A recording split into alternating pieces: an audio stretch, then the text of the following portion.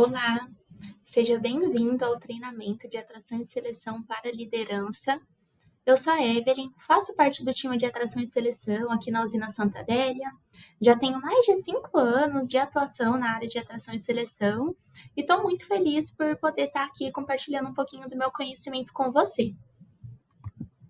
Para a gente começar a falar um pouquinho sobre o tema, eu gostaria de trazer um contexto, né? Então, falar um pouco sobre o que é atração e o que é seleção de talentos. A atração consiste em atrair talentos qualificados para preencher uma vaga de trabalho. Então, envolve a divulgação das oportunidades disponíveis, a busca por potenciais candidatos, utilizando diversas fontes de atração, como anúncios em sites de empregos, redes sociais e até mesmo recrutamento interno. Já o processo de seleção, ele é um conjunto de atividades que visa identificar e escolher o candidato mais adequado para a vaga oferecida. Esse processo geralmente inclui etapas como triagem de currículos e entrevistas, testes e avaliações de habilidade, com o objetivo de encontrar o profissional que melhor se encaixa ali na organização e nos requisitos da posição.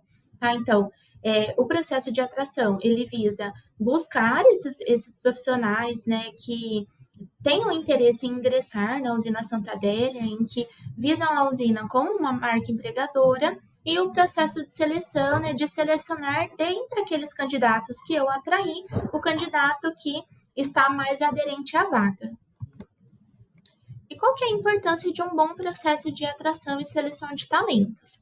Um bom processo de atração e seleção, ele possibilita aí a atração de talentos qualificados, né? Então, um processo bem estruturado ajuda a atrair e identificar quem é o candidato ali mais adequado, mais aderente à vaga, reduz o turnover, né? Porque se eu seleciono a pessoa certa para o lugar certo, a tendência é que eu tenha uma menor rotatividade ali, né? Tanto por iniciativa da empresa quanto do colaborador. Pode proporcionar também uma melhoria na cultura organizacional, né? Então, à medida que eu seleciono pessoas que estão aderentes culturalmente, que compartilham dos mesmos valores e visão da empresa, isso vai trazendo uma cultura organizacional mais positiva, melhorando o clima no ambiente de trabalho e promovendo uma maior colaboração entre a equipe. Um bom processo de atração e seleção de talentos também facilita a tomada de decisão, né? Então a gente consegue tomar a decisão sobre o candidato mais adequado para a vaga, com base em fatos e dados, e também mitiga riscos com relação a más contratações. E qual que é o papel do gestor nesse processo de atração e seleção de talentos? O gestor ele tem um papel essencial desde a decisão de contratar, né, até a recepção daquele novo colaborador. Então, o gestor é a figura que vai analisar o orçamento da área, identificar a necessidade de contratação e realizar a solicitação de vaga no sistema sênior. O gestor, em conjunto com a RH, vai utilizar a descrição de carga e competência como um guia para a captação de talentos. O gestor também vai analisar os candidatos enviados no shortlist operacional e estratégico, selecionando os candidatos potenciais para avaliação posterior. Também vai realizar a entrevista com o candidato, avaliando a aderência técnica e cultural à vaga.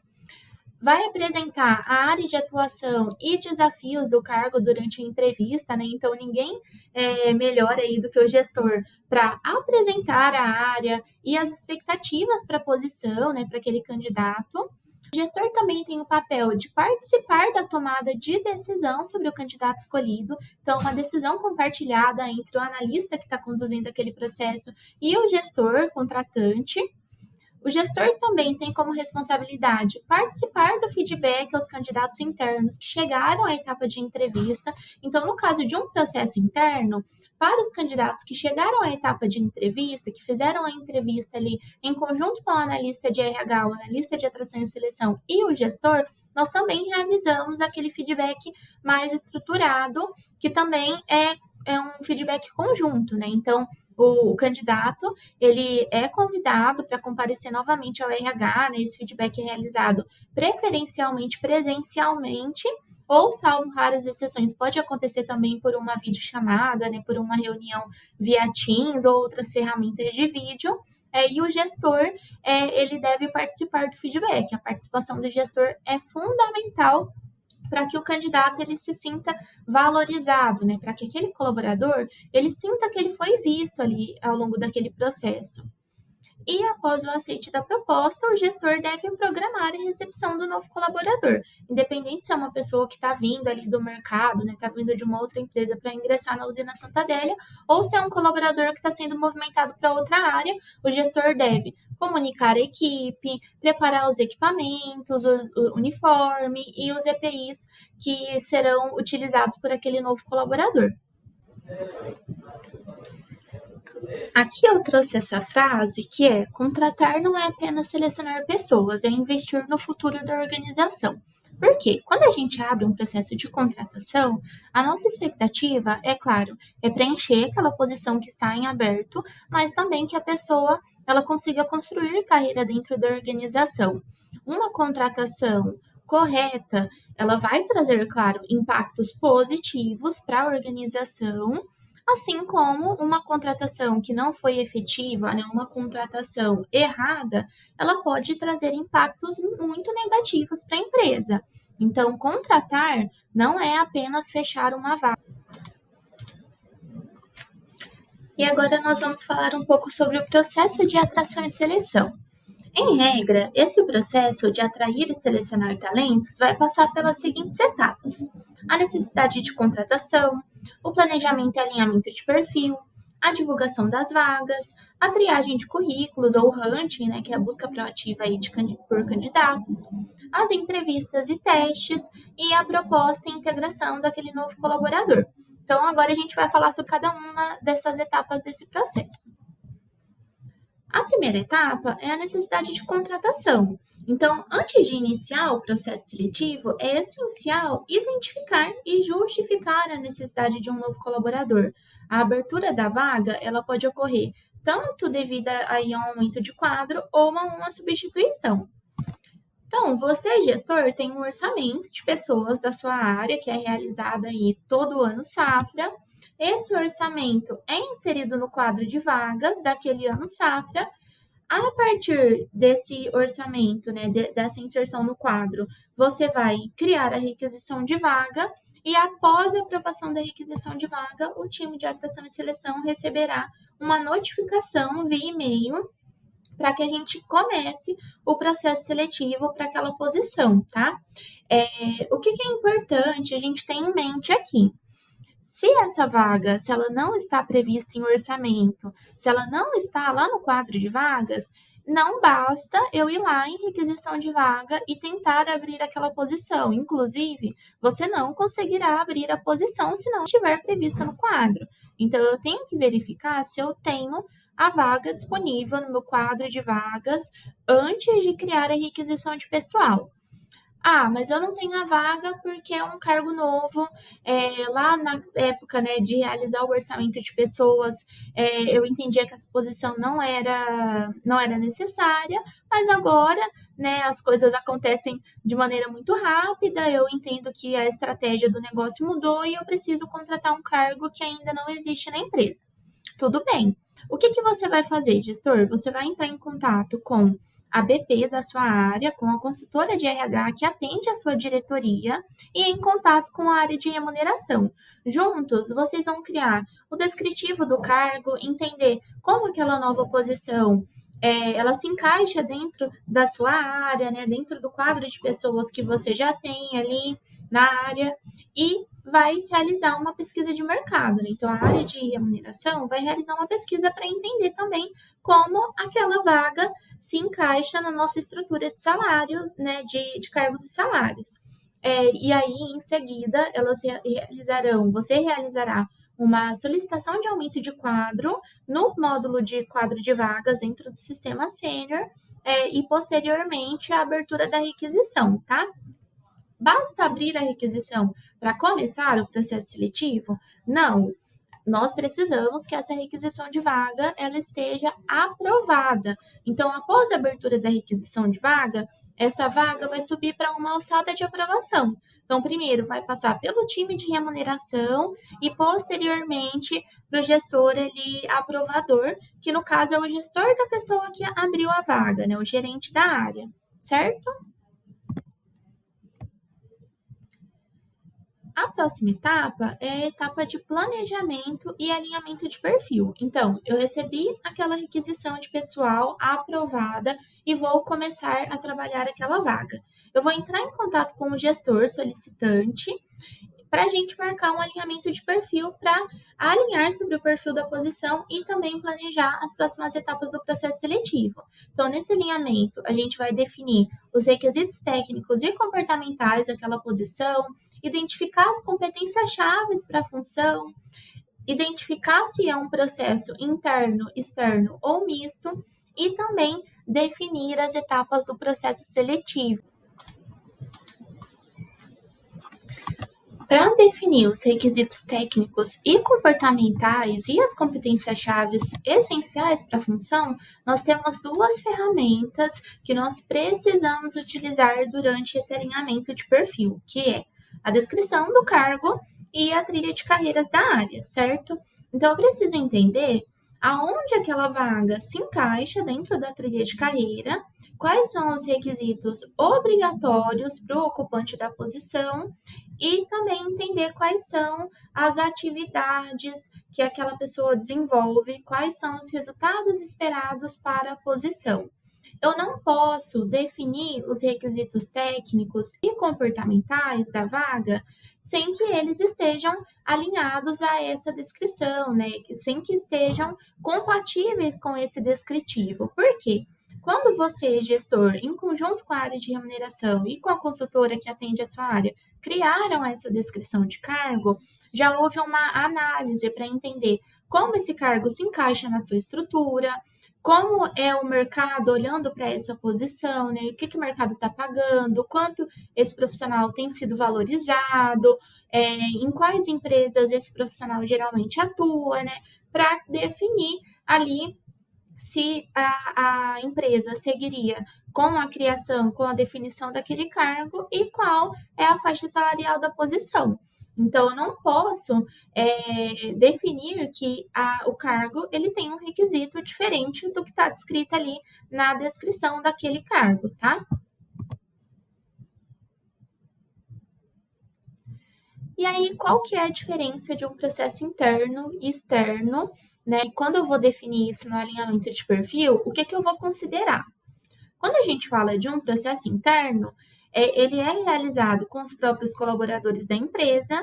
A gente tem um conhecimento prévio sobre o desempenho, né, e o potencial daquele candidato, porque ele já trabalha na organização. A gente pode consultar a avaliação de desempenho, a gente pode consultar o gestor daquela posição, né, para buscar referências. É um processo que costuma ser mais rápido, já que os candidatos, né, eles já estão aqui dentro da organização, já são colaboradores da empresa. Ele pode aumentar a motivação do time, né? Então, à medida que as pessoas verificam que há pessoas crescendo dentro da organização, isso tende a motivá-los a buscar esse crescimento. Ele também pode limitar a diversidade e inovação, mantendo a zona de conforto, né? Já que você não consegue trazer ali olhares diversos para aquele processo, e pode gerar aí um menor impacto na cultura organizacional, visto que aquele colaborador ele já está aculturado. Com relação ao processo externo, ele tem como características que os candidatos estão fora da organização, né? A gente tem um menor conhecimento sobre o histórico do candidato, por isso que tanto no processo interno quanto no externo, né, mas principalmente no externo, é muito importante que a entrevista ela seja muito bem realizada para que a gente consiga captar ali através da seleção por competência, né, através da entrevista por competência, qual é o histórico daquele candidato e identificar se ele realmente tem os requisitos e as competências necessárias para a posição. Ele pode também ser mais demorado, pode desmotivar a equipe, né, que se encontra na empresa se não houver oportunidades internas. Ele traz novas ideias, diversidade de pensamento, já que esse novo colaborador pode trazer o conhecimento que ele tem de mercado, atuando em outras organizações, e pode também introduzir mudanças culturais, já que a pessoa ainda não está. E para finalizar, ao final da entrevista, explique as condições da vaga, esclareça dúvidas e fale sobre a área e cultura da empresa. Por que ao final da entrevista e por que eu não recomendo que vocês falem sobre a vaga no início da entrevista e apenas no final. Porque quando a gente fala da vaga no início, há um risco muito grande de que a gente fale não só sobre as atribuições da posição, sobre a vaga em si, mas que a gente traga também aspectos comportamentais e expectativas sobre aquela posição, né? Então, se você fala ali no início da entrevista que você espera alguém proativo, comunicativo, criativo, você vai influenciar, mesmo que de maneira inconsciente, aquele candidato a responder que ele é tudo aquilo que você quer, né? Tudo aquilo que você busca em um profissional. Até porque a pessoa que está ali sendo entrevistada, ela está buscando aquela posição. Então, é claro que ela vai tentar atender as suas expectativas. Então, é por isso que eu recomendo que a explicação sobre a vaga, ela aconteça apenas no final da entrevista. E aí a gente abre para as dúvidas do candidato. Ele tem um espaço também para falar, para perguntar sobre a empresa, né, para perguntar ali sobre outros aspectos como cultura, o time e sobre a vaga em questão. E aí agora a gente vai entrar um pouquinho em seleção por competência. A seleção por competência é uma técnica que visa identificar candidatos que possuem as habilidades, conhecimentos e atitudes que garantirão sucesso na função e alinhamento com a cultura da empresa. Então, a gente busca avaliar competências técnicas, como conhecimentos e habilidades específicos relacionados ao desempenho de tarefas técnicas e operacionais, que pode ser aqui como exemplo conhecimento de montagem, conhecimento do equipamento que a pessoa vai operar, conhecimento das normas para condução de veículos pesados, no caso de motoristas, por exemplo. E aqui alguns exemplos de perguntinhas que nós podemos utilizar para avaliar competências técnicas. A gente pode perguntar: fale sobre sua experiência em projetos de montagem na área de irrigação. Antes de iniciar o turno, o que você verifica no equipamento? Pode ser perguntado para cargos como operadores de máquinas, para a gente analisar se a pessoa realiza o checklist, se ela tem conhecimento de fato do equipamento que ela vai operar, se ela utiliza GPS e computador de bordo, dentre outras perguntas que podem ser utilizadas, como se tem conhecimento de alguma ferramenta em específico, como Excel, MS Project, Power BI, etc. E a gente também vai avaliar, né, durante o processo seletivo, as competências comportamentais, que são as habilidades interpessoais e atitudes que afetam a maneira como o indivíduo trabalha e interage com os outros. Como exemplo, aqui eu coloquei comunicação, trabalho em equipe, resolução de conflitos e flexibilidade. Então, a gente pode perguntar: descreva uma situação em que o problema inesperado surgiu e durante a execução de um projeto, e como você lidou com a situação e o que você aprendeu com a experiência. Então, a gente consegue avaliar flexibilidade, capacidade de.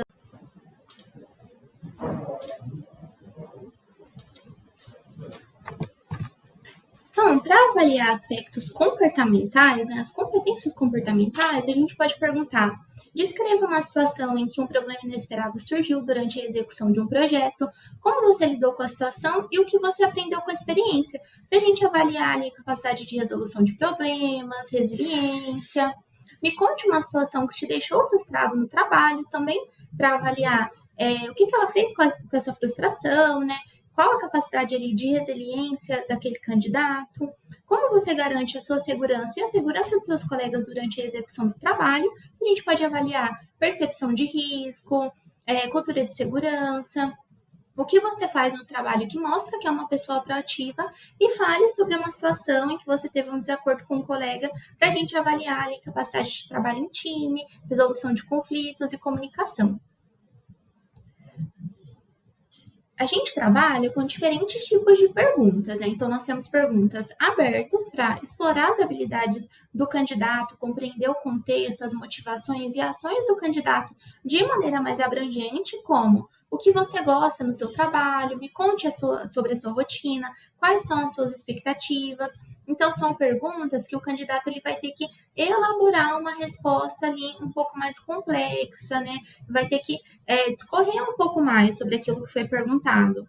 Enquanto perguntas fechadas trazem respostas curtas e específicas, e eu recomendo que as perguntas fechadas sejam realizadas após as perguntas abertas, tá? Então, aqui em perguntas fechadas, eu trouxe como exemplo: já atuou na área X? Já trabalhou com a tecnologia X? Qual o seu nível de Excel?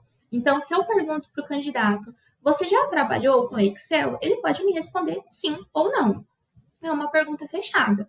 Agora, se eu pergunto, me conte qual a sua experiência com o Excel, me conte qual a sua experiência com o pacote Office. Ele vai ter que me contar alguma experiência profissional que ele teve envolvendo essa ferramenta, utilizando essa ferramenta. Então, vai trazer uma resposta ali mais complexa e que vai permitir que eu avalie não só aquele conhecimento ali de maneira mais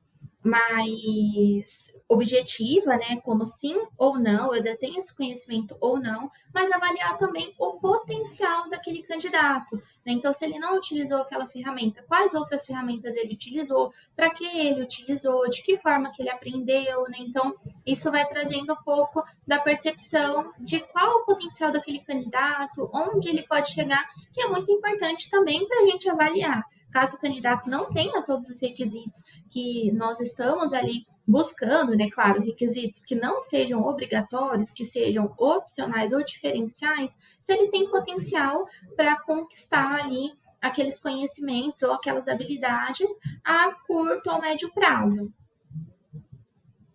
E aqui eu trago um modelinho, né, que eu acho muito importante aí para a gente utilizar em todas as entrevistas, que é o modelo STAR, que consiste em verificar, né, perguntar a situação onde ocorreu, a ação que o candidato tomou e os resultados que ele obteve, né? Então, em situação, a gente vai verificar o que aconteceu, quando, por quê, como aconteceu, se foi um evento crítico ou não.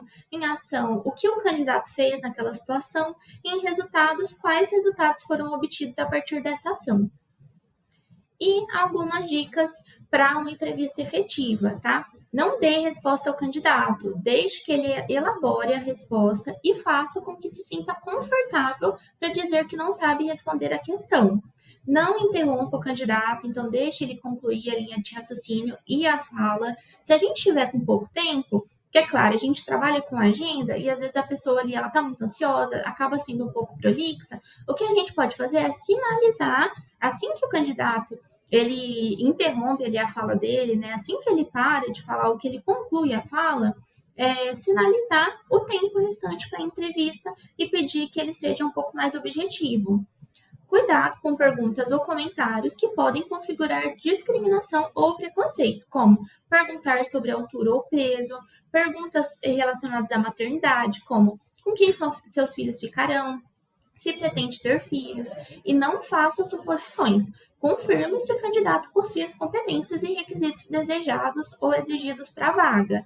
Então, às vezes, até por aqueles vieses de identificação que eu comentei, a gente tem uma tendência a deduzir que o candidato tem ou não determinada experiência ou determinada competência. Então, estudou na Universidade X, então com certeza ele vai ter um conhecimento mais aprofundado, né, do tema Y, porque eu sei que lá é uma faculdade de nome, porque eu sei que lá esse curso é muito forte, etc, né? Mas será que ele tem esse conhecimento mesmo? Isso é uma suposição. A gente só vai saber se a gente perguntar. Então é importante que a gente confirme essas suposições, né? Não que a gente fique ali apenas supondo.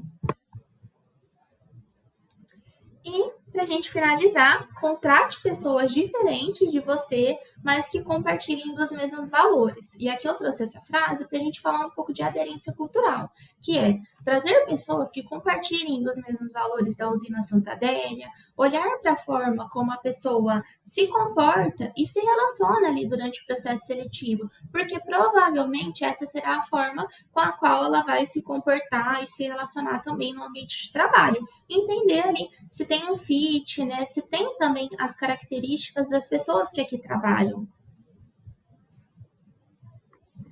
E aí, agora falando da etapa final, que é quando eu já selecionei, já escolhi o candidato mais aderente para a vaga. Então, a gente vai para a etapa de proposta, que são os passos para formalização, né? Então, o analista de atração e seleção, que é responsável pelo processo, realiza a proposta para o candidato por meio de telefone, carta proposta. Após a confirmação do aceite, nós encaminhamos o candidato para o processo admissional. Dessa forma, o time de administração de pessoal vai orientá-lo sobre o envio da documentação e realização dos exames médicos, que são as etapas aí do processo admissional. E, por fim, após estar apto no exame admissional e efetivado na folha, o time de treinamento e desenvolvimento irá organizar a integração daquele novo colaborador, informando a programação ao gestor via e-mail em até 2 dias úteis anteriores à data de admissão. E após os dias de integração, o colaborador é encaminhado para a área. Mas ele também pode ser encaminhado após a realização dos treinamentos obrigatórios. Então, caso aquele cargo tenha, né, exija treinamentos obrigatórios, os treinamentos normativos para a função, o time de treinamento irá programar esses treinamentos e avisar o gestor com relação à programação, para sinalizar se aquele candidato irá para a área de atuação logo após a integração ou não, se ele ficará ali mais um período em treinamento.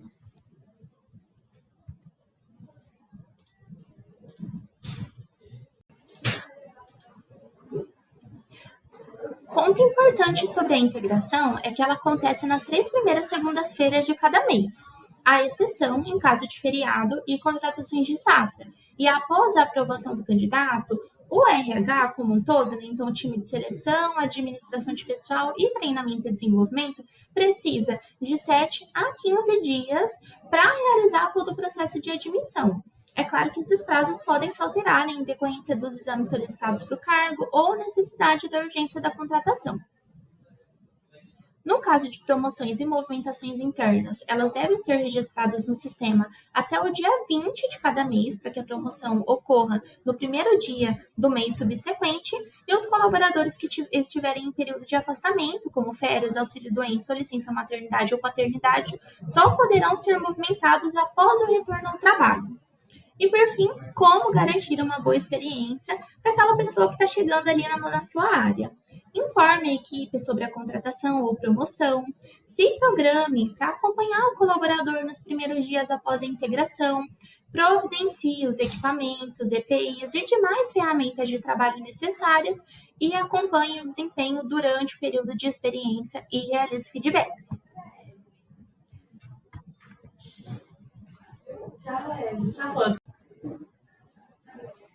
E chegamos ao fim do nosso treinamento. Muito obrigada pela sua participação. Foi um prazer compartilhar um pouco do meu conhecimento com você. Um grande abraço e até a próxima. Tchau, tchau!